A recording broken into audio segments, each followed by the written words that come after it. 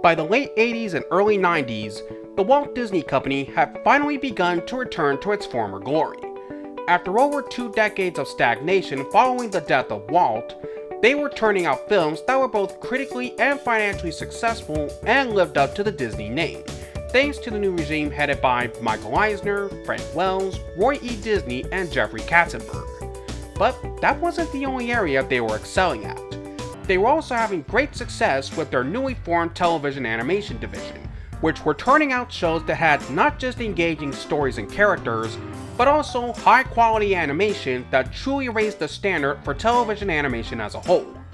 But all of this would lead up to their ultimate culmination, when in 1990, Disney premiered a syndicated 2-hour weekday afternoon block that would bring all of their shows together under one roof, which would become the Disney Afternoon.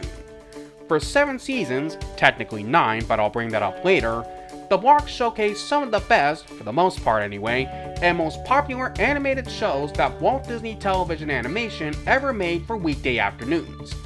But just where did the idea for creating the block come from, why did they go with the schedule structure they chose, and what ultimately led to the block's downfall? As always, all of these questions and more will be answered in this video. So with all that said, I'm the Media Nutso, and it's time to take a deep look back at the history behind the Disney Afternoon.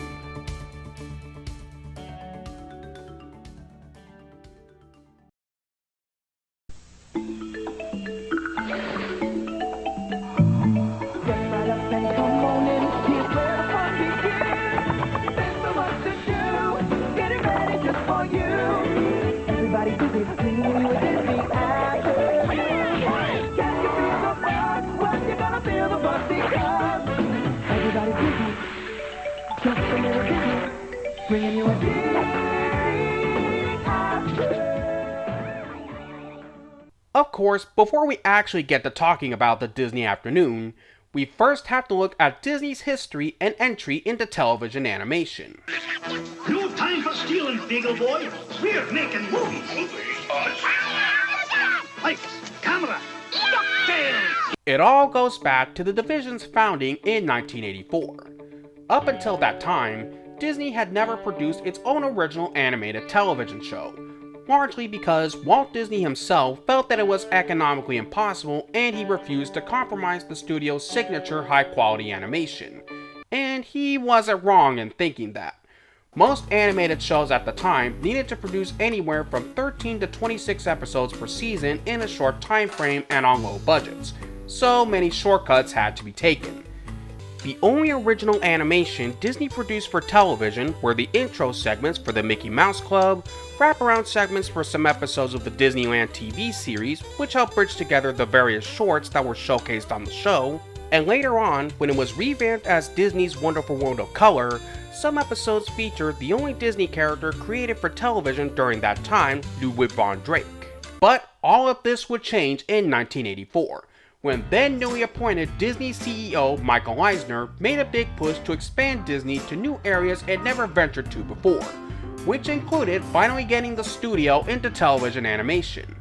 So in November of 1984, Walt Disney Television Animation, or as it was first called, the Walt Disney Pictures Television Animation Group, was formed, with Gary Kreisel as the president and Michael Webster as senior vice president.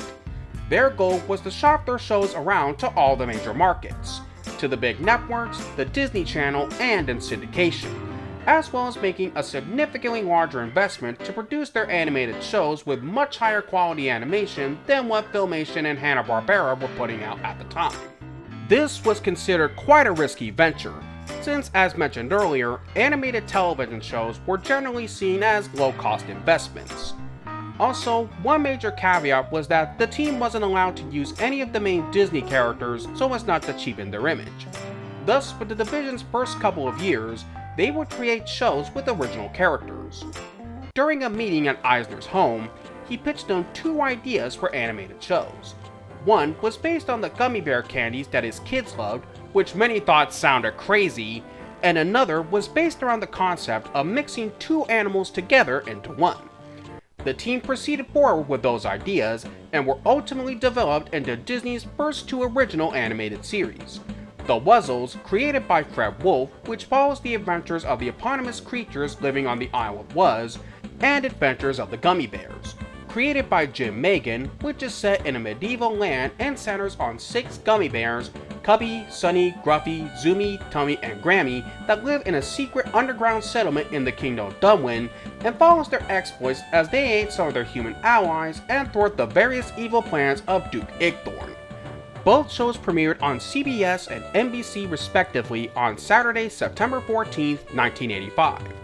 The risk paid off very well, as Gummy Bears became a major hit for Disney. But the same couldn't be said for the Wuzzles, as it ran for only 13 episodes, both due to low ratings and the death of voice actor Bill Scott. The next year, Disney took a different approach for what was planned to be their third animated series, Fluffy Dogs, loosely based on the children's book of the same name, with the 1-hour special acting as the pilot for the series.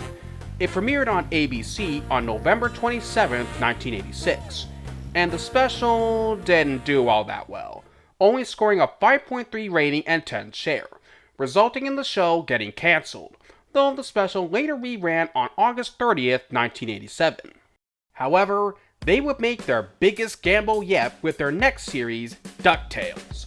Developed by Jim Megan, Ted Anasty, and Patsy Cameron, and based on the Carl Barks Don Rosa's Uncle Scrooge comics, it followed the adventures of Scrooge McDuck and Donald's nephews, Huey, Dewey, and Louie, as they globetrot in search of rare and valuable treasures, while also dealing with many of Scrooge's arch enemies along the way.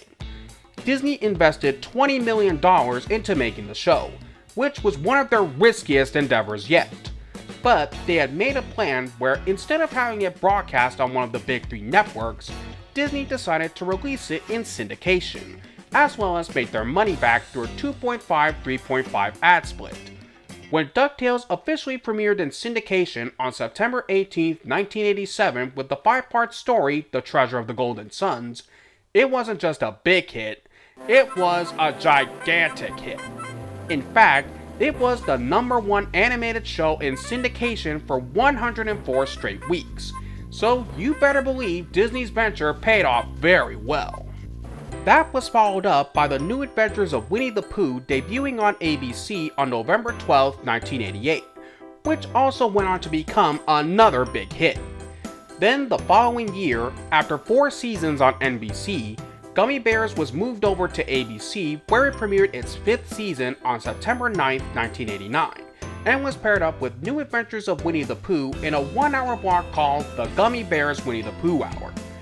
And now, we're finally getting to the point where the genesis of the Disney afternoon comes in.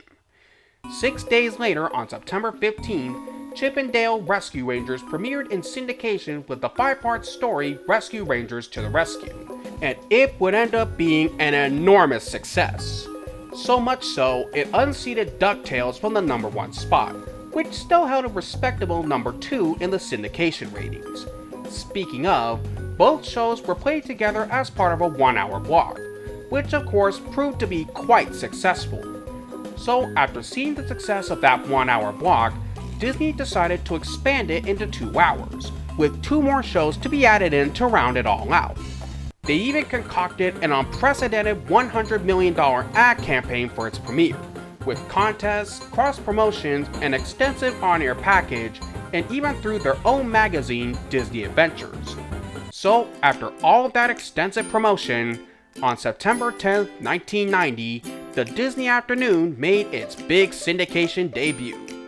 So, now that we've finally covered all of that history, it's finally time to see just what this block had to offer. Don't go away. The Disney Afternoon will be right back. Stay tuned for more fun on the Disney Afternoon. For the inaugural premiere season, in addition to DuckTales and Chip and Dale Rescue Rangers, they added Adventures of the Gummy Bears and the only new series that season, TaleSpin. So let's kick things off with the first in the group, Adventures of the Gummy Bears. I already brought up much of its history in the previous section, so I won't repeat myself here. I will say though that despite it being the oldest show in the bunch, it makes total sense why it was chosen to join the block. It was Walt Disney Television Animation's first majorly successful animated series. Plus, its fantasy adventure setting made it a perfect fit for the block, and the fact that it was popular enough to make it to 65 episodes is pretty impressive. Next up, we have DuckTales.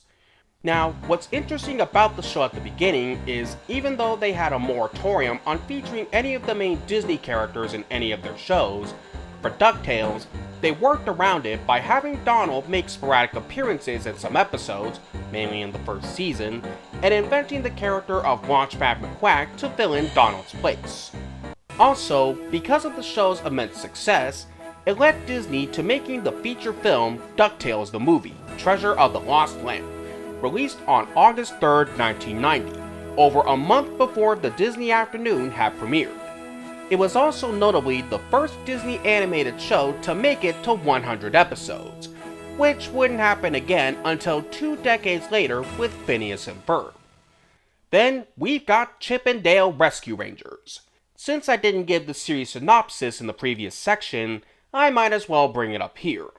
Created by Tad Stones and Alan Zaslov, the show is all about Chip and Dale along with their friends Gadget Hack Wrench, Zipper, and Monterey Jack as they run a detective agency where they deal with crimes normally seen as too small for regular police, which usually involves other animals as their clients. Now, the show actually has quite an interesting backstory. When Tad Stones first came up with the idea for the show, it originally wasn't going to feature Chip and Dale. Instead, it was initially based on the Rescuers, but the idea was rejected as Walt Disney Feature Animation already had a sequel in production, which became The Rescuers Down Under. So Stones came up with another concept under the working title Metro Mice, which would have starred a mouse named Kit Colby, and the team would have consisted of a chameleon, a cricket, and early versions of Gadget, Monterey Jack, and Zipper. When Stones pitched the idea to Jeffrey Katzenberg and Michael Eisner, they both loved the idea, except for one aspect. They weren't too keen on the character of Kit. So, at Eisner's suggestion, Kit was replaced by Chip and Dale in order to give the show some established Disney characters to work with. Kit's main wardrobe was given to Chip, while Dale wore a Hawaiian shirt reminiscent of the one worn by Thomas Magnum in Magnum P.I. Another notable tidbit: where in the classic shorts the duo's dialogue was illegible, in the show they were a lot more vocal, so their dialogue had to be much clearer for the audience to follow along, but still had their vocal pitch sped up. Finally, we have TaleSpin. Created by Jim Megan and Alan Zaslov, the series centers on Baloo Bear, who runs a cargo air service called Hire for Hire alongside Rebecca Cunningham, her daughter Molly, and an orphan former air pirate Kid Cloudkicker, who forms a fatherly bond with Baloo and becomes his navigator. Together, they go on many adventures via their cargo plane, the Sea Dug, and deal with various obstacles, be they air pirates or more out there scenarios. Originally, Disney had commissioned Megan and Zaslov to create a 30-minute animated series without any requirements on what it should be about. Megan came up with the idea of having the story be about Baloo from the Jungle Book, which would have been recently re-released to theaters at the time.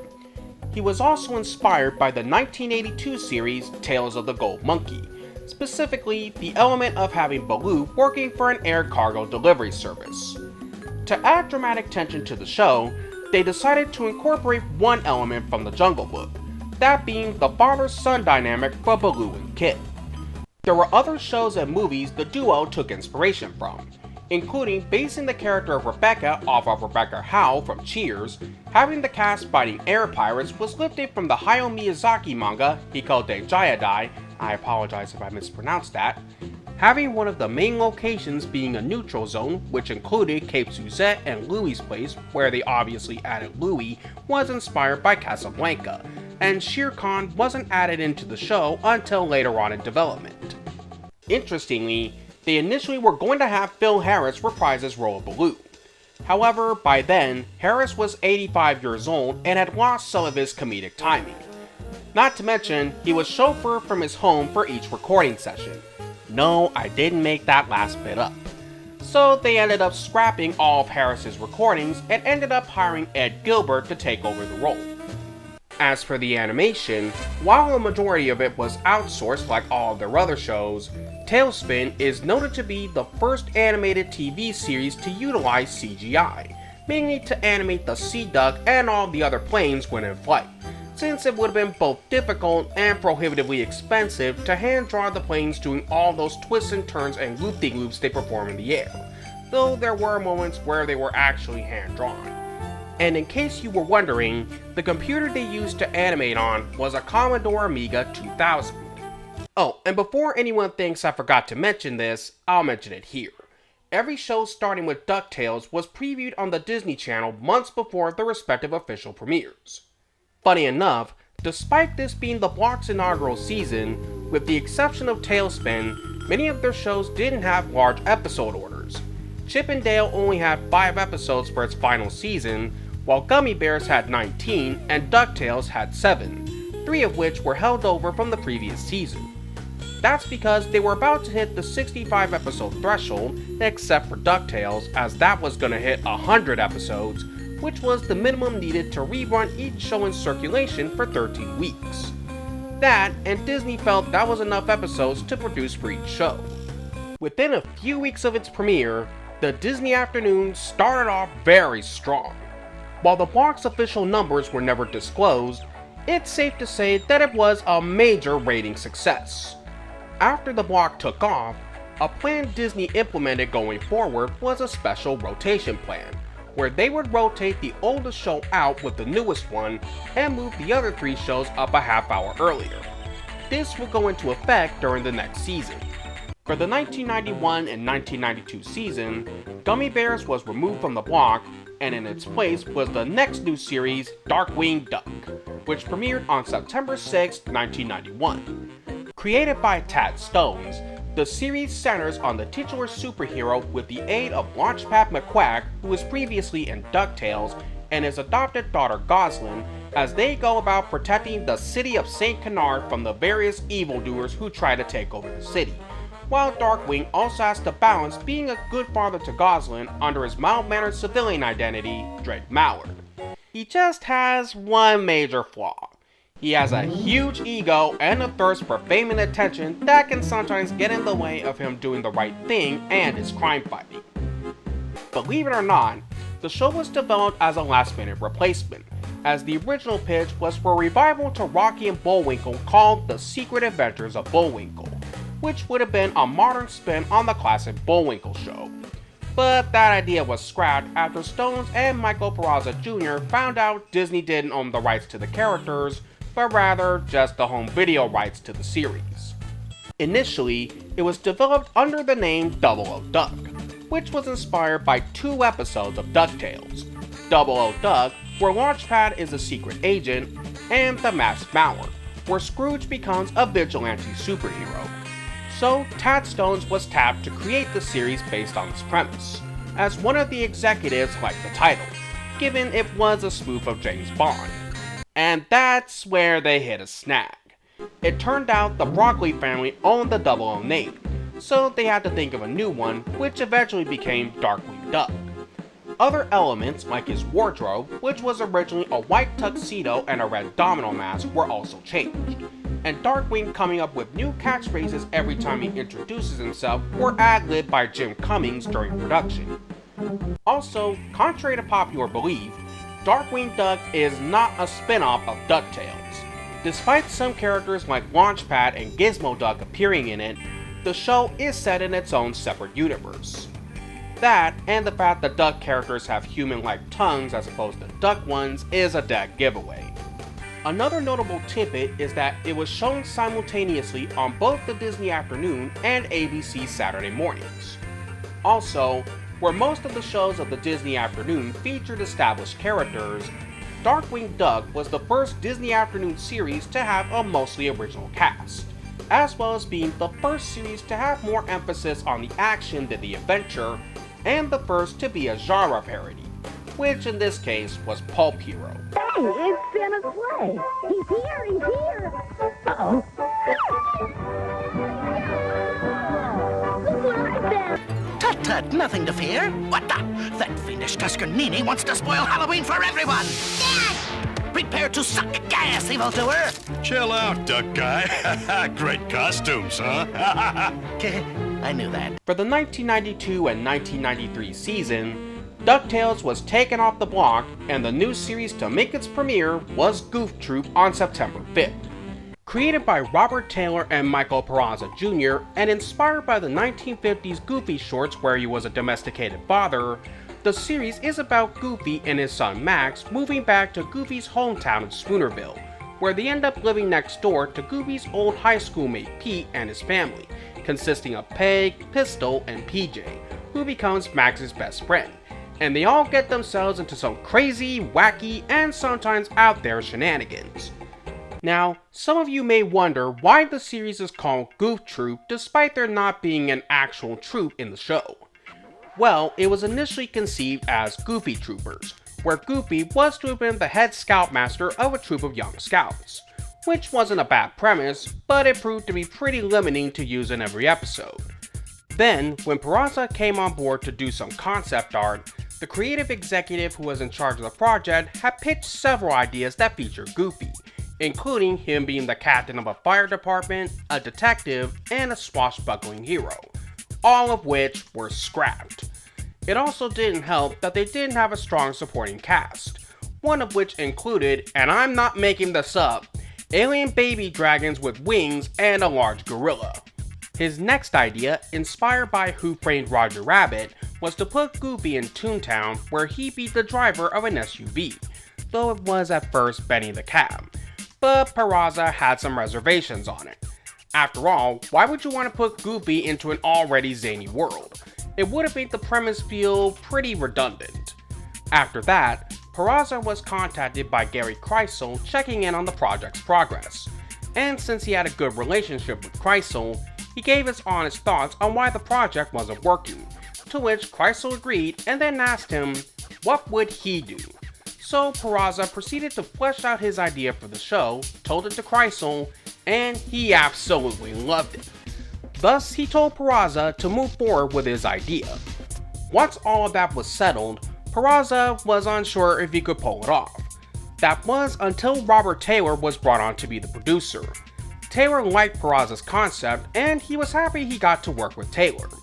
Peraza also came up with Pete being Goofy's next door neighbor, his wife Peg, and their two kids, his daughter Pistol, which on a side note, both names are references to Pete's previous names, Pegleg Pete and Pistol Packin' Pete, and his son PJ.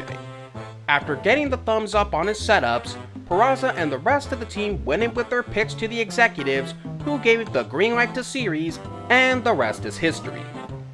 One aspect that helped set the show apart is that in addition to being the first series to showcase one of the main Disney characters in a major role, where every show before was set in a timeless fantasy world or sometime in the past, or in the case of Darkwing Duck, a comic book world, Goof Troop was the first Disney animated series to be set in the then current modern times.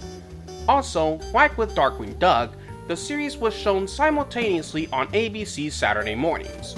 Oh, and I'd be remiss if I forgot to mention that the series' success led to Disney making the animated feature a Goofy movie and its direct-to-video sequel an extremely Goofy movie. For the 1993 and 1994 season, Chip and Dale Rescue Rangers left the block, and on September 4th, 1993, Bonkers made its block debut. The series is about Bonkers D. Bobcat, a cartoon star who has washed out of show business after his show gets cancelled and ends up becoming a cop after rescuing Donald Duck. He ends up becoming the junior partner to Detective Lucky Bickel, which turns out to be ironic as Lucky hates Toons, but he eventually grows a fondness for Bonkers. Together, they solve crimes happening in the Hollywood area, but are not helped by Bonkers' antics, which can end up ruining certain missions, but also somehow end up helping out. But then, after being offered a job at the FBI, Lucky moves away and Bonkers is now partnered up with Officer Miranda Wright, who is a lot more tolerant of Bonkers' antics than Lucky was. Okay, let's get this old chestnut out of the way first. Contrary to popular belief, Bonkers was never originally intended to be a spin-off of Who Framed Roger Rabbit. Sure, the title character was inspired by Roger Rabbit, as well as the Toontown in the show taking influence from that film, but it was always meant to be its own thing. With that said, the show's production history was quite the tumultuous one. Initially produced by Dwayne Capizzi in his first producing role, Greg Weisman, and Robert Hathcock, it was originally slated for the usual 65 episodes, with Miranda Wright being Barker's partner the whole time. However, when the first batch of episodes came back to the studio, they turned out to be less than stellar by Disney standards. As a result, the original team was let go and the series was overhauled by a new team headed by Robert Taylor, though 19 of the original ordered episodes did eventually make it to air as being set after the Lucky episodes. Meanwhile, later in production, it was decided to create a series of shorts that showed what Bonker's in-universe show was like before he became a cop. Both the character and the shorts first debuted in the anthology series Raw Toonage as the segment He's Bonkers, which premiered on CBS a year earlier on September 19, 1992, though one short, Pedal to the Metal, was released in theaters with the movie Three Ninjas. Later on, those 12 shorts were packaged together as 4 compilation episodes of the main series. Also, the series was originally going to be called Toon Cop, but had to be changed both because naming the show after the main character worked better with kids, and to avoid any potential conflict with Steven Spielberg over the use of the word toon. Also interestingly, before they landed on Jim Cummings to voice Bonkers, Matt Frewer and Jim Carrey had also auditioned to do the voice. Boy, just imagine how those would have played out.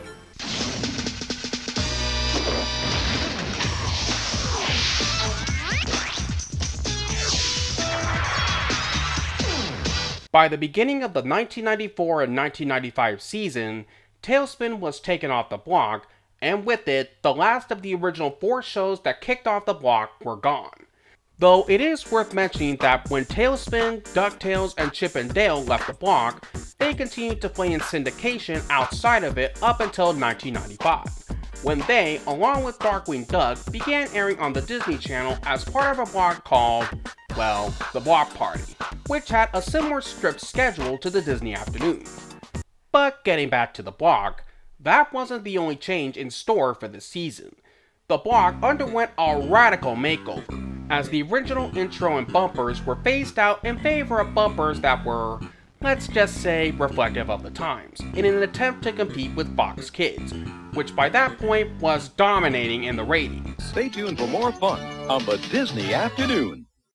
Stay tuned. The Disney Afternoon will return.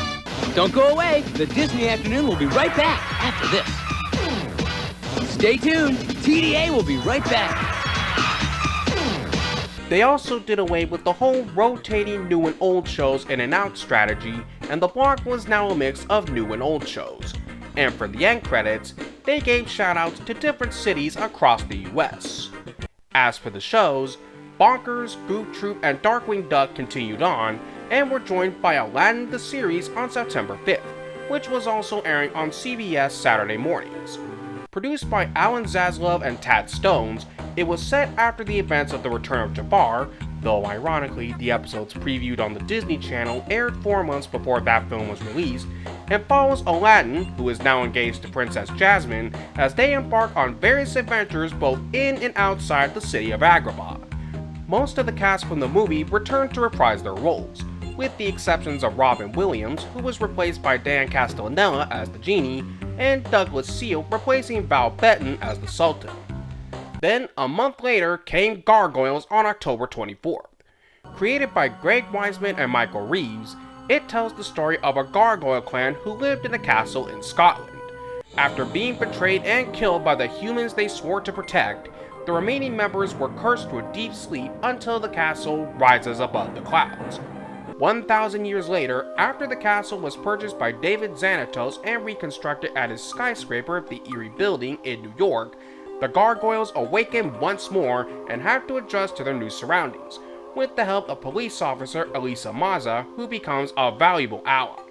Reeves had written the first 6 episodes of the show and served as the primary head writer and story editor for the show's first 2 seasons, while Weisman brought in much of the show's mythology, folklore, and historical elements. Weisman also based the partnership between Goliath and Elisa off of the partnership of Bonkers and Miranda Wright. though not nearly as chaotic as the former was. The first season was developed on a sliding schedule, where each phase of development, writing, storyboarding, and animating, was given a 10-month period with some significant overlap time. Once the first season was in the can, the team asked to have the series picked up for another 13-episode season even before the first season had premiered, which Disney agreed to let them produce 6 more episodes. But when the show ended up taking off both in ratings and toy sales, they were instead asked to produce 52 episodes in order to run the show daily, which the team was not equipped for, considering their production method and the lack of timing to get those episodes out, but Disney wouldn't budge from that order. So their team was expanded fourfold, which involved bringing on more writers and having the role of story editor being handled on a rotating basis. At one point, Wiseman had many discussions with Michael Eisner about having Gargoyles be a starting point for a Disney action-oriented universe in the same way Warner Brothers had DC Comics, but those plans were eventually scrapped following the resignation of Jeffrey Katzenberg and also Gary Kreisel and Bruce Cranston, who were both the show's biggest supporters. That, along with the show being preempted by the extensive coverage of the O.J. Simpson trial and being overshadowed by Mighty Morphin Power Rangers. Initially, the show was meant to conclude at the end of its second season, but was then unexpectedly picked up for a shorter third season, which got moved over to ABC Saturday mornings, but that's a whole other story. Well, enough on that. On January 2nd, 1995, the blog saw the premiere of the Schnookums and Me Funny Cartoon Show. Created by Bill Kopp, it's an anthology series broken up into 3 segments. Schnookums and Meat, which are about the titular cat and dog getting into all sorts of hijinks, Pith Possum's Super Dynamic Possum of Tomorrow, a spoof of Batman that starred Pith Possum and his sidekick Obadiah the Wonder Raccoon fighting crime in Possum City, and Tex Tinstar, the Best of the West, an obvious Wild West spoof about the cowboy Tex Tinstar, his horse Hero Boy, and their friends Smelly Deputy Chafe, Percy Lace Daisy, and Floyd the Insane Rattlesnake causing trouble while going after a group of outlaws known as the Wrong Riders. There isn't much on the making of the show out there, so this'll be a shorter segment. Anyways, the idea to do a series centered around a cat and dog was pitched by Greg Wiseman, as he likely wanted to have another comedy series on the block. Schnookums and Me had originally begun as a segment on Marsupilami, which itself was a spin-off of Raw Toonage. It was also the shortest-lived show on the whole block, only running until March 27th. What's funny about this is that the show actually performed decently well, scoring some pretty good ratings among kids and even teens, which should have been good enough to get it renewed for a second season, but for whatever reason, Disney chose not to. Now, obviously, the show has been compared to Ren and Stimpy and has even been called a ripoff of that show, but this really wasn't the case. The show was more inspired by the works of Tex Avery. That, and Disney pushed it to be wackier and edgier than their other shows at the time. What didn't help with the Ren and Stimpy comparisons was that they hired many former Ren and Stimpy artists to work on the show, and at one point, Disney was going to contract Carbuncle Cartoons to do the animation, but turned them down due to them not willing to spend the same amount of money they got from Spumco. One other tidbit, there was going to be an episode that would have spooked Animaniacs called The Wacky Kookyaks, but was shot down because Disney didn't think it was a good idea. Who knows how that episode would have turned out, but it was probably the right call. Interestingly, unlike the other series, neither one started off with 65 episodes right off the bat, but instead only 13 episodes. As a result, they had to share the same time slot, with Schnookums and Meat running on Mondays, while Gargoyles aired on Fridays, with Bonkers airing for the rest of the week. For the 1995 and 1996 season, Schnookums and Meat was taken off, and only one new show premiered on the block, The Lion King's Timon and Pumbaa on September 8th, which later premiered on CBS on September 16th, making it the last Disney animated show to air on that network.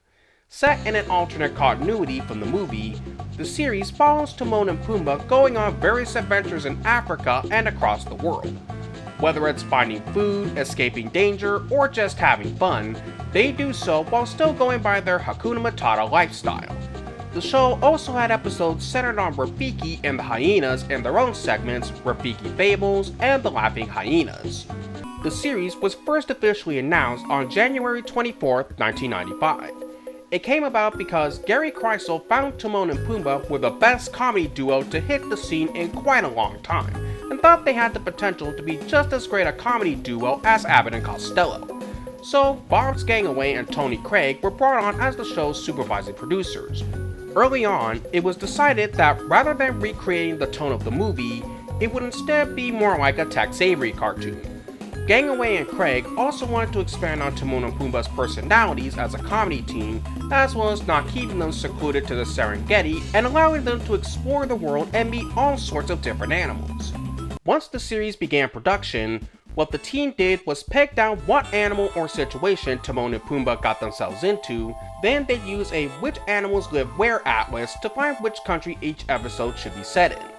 Gangaway and writer Kevin Campbell also made a huge list of puns using country names. When the series first began airing, they initially got Nathan Lane to reprise his role of Timon for 10 episodes, but was then replaced by Quentin Flynn for the rest of the first season. Then, for season 2 onward, Kevin Shawn took over the voice. As I mentioned earlier, Gargoyle's second season was ordered for 52 episodes and had its time slot expanded. So during this season, it played Monday through Thursday, while Timon and Pumbaa aired on Friday.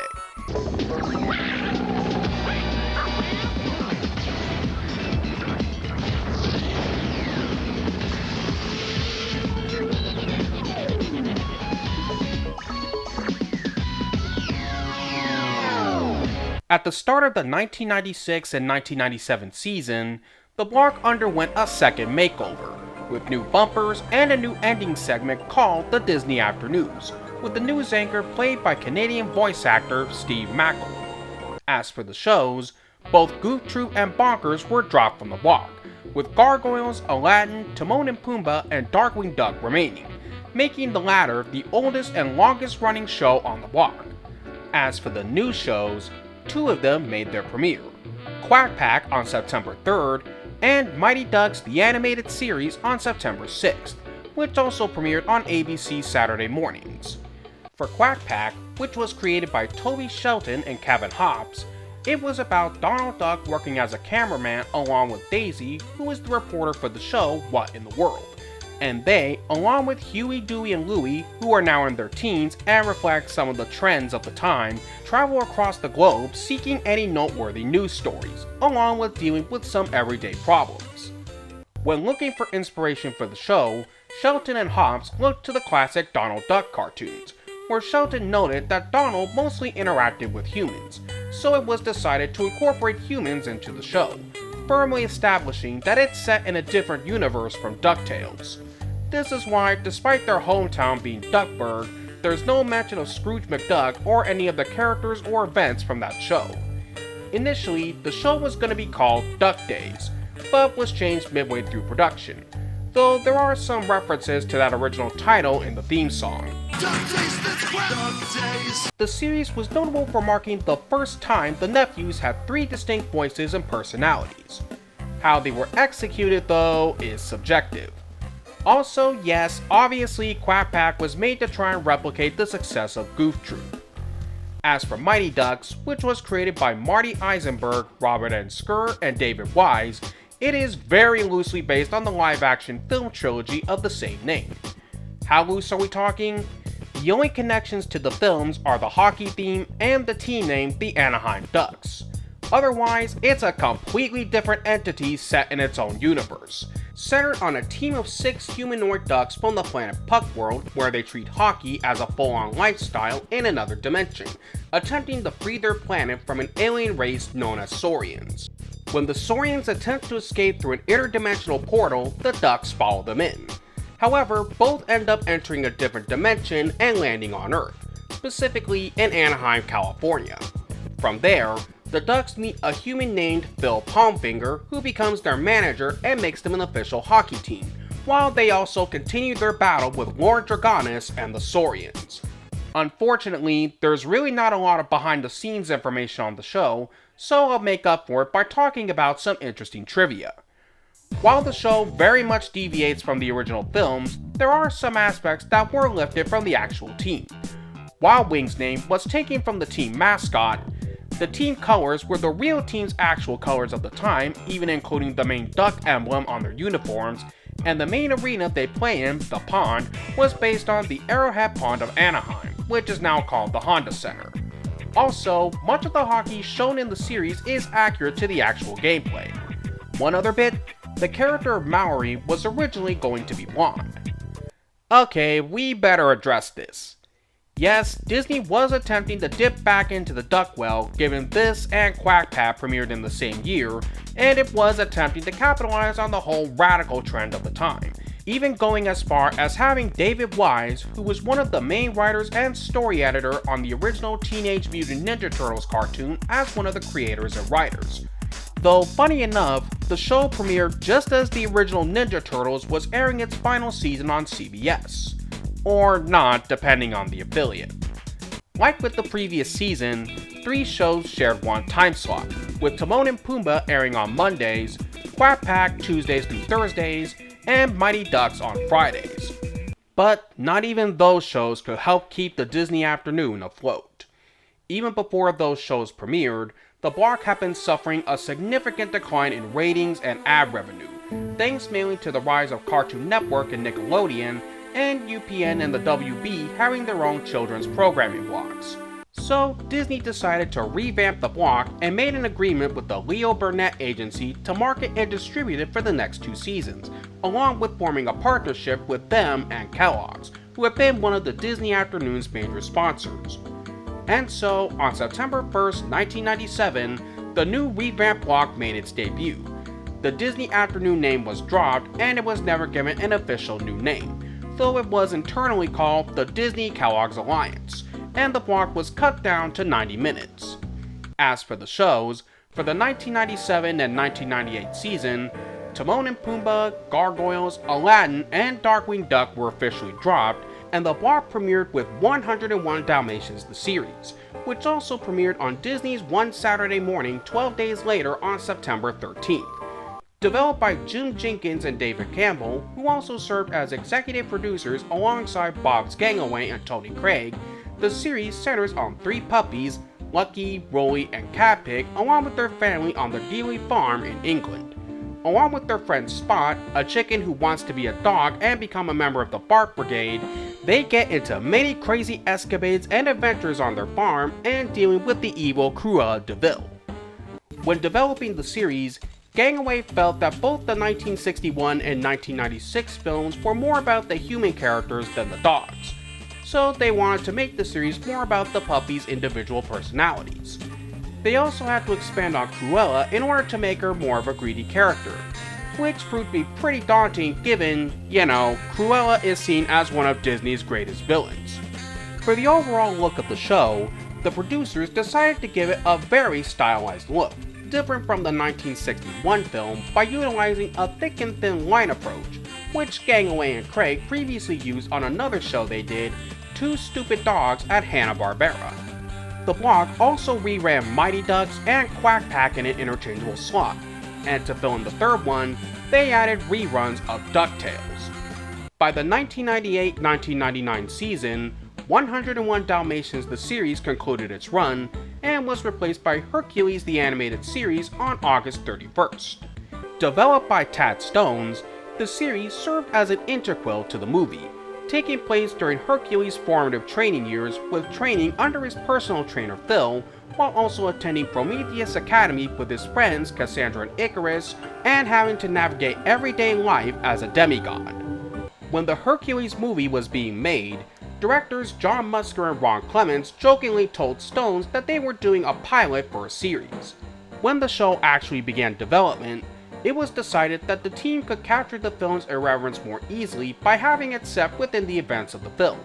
Stones even said that, by ignoring continuity and trying to stay true to the elements of humor and adventure in the film, we came up with a much stronger series that really stands on its own. As most of the cast from the film signed on to reprise their roles, and especially James Woods as Hades, many big-name actors expressed interest in taking part of the show.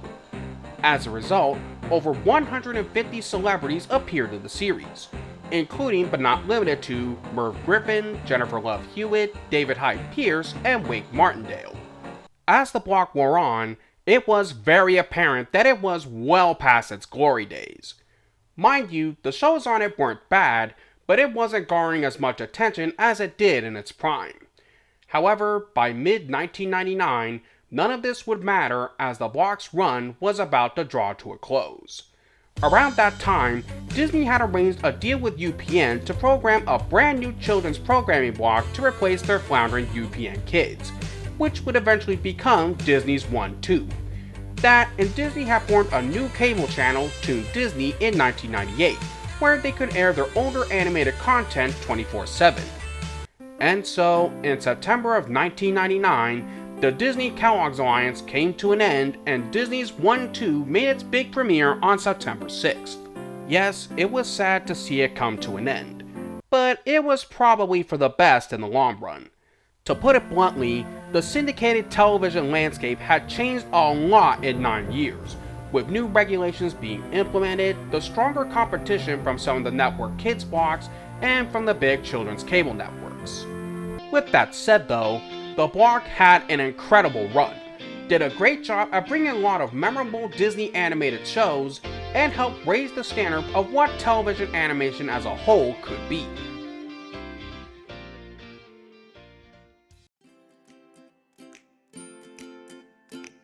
All in all, the Disney Afternoon was a successful and impactful animated block. It helped breathe new energy into the television animation landscape, brought viewers a lot of fun and creative magic, and adventures and experiences viewers would never forget for years to come. It's because of all that why, even 35 years later, a lot of people fondly look back at this block and all of the shows it brought to the table. I hope that you all enjoyed the video and that it gave you a lot of great and intriguing insight into the history of this block. If you liked what you watched, please be sure to leave a like on the video, subscribe to my channel, and comment your thoughts down below. With that said, did you grow up with the Disney Afternoon? And even if you didn't, what were your favorite shows from the block? Until next time, this is Media Nutso saying, thank you all very much for watching, and I'll see you on the next one.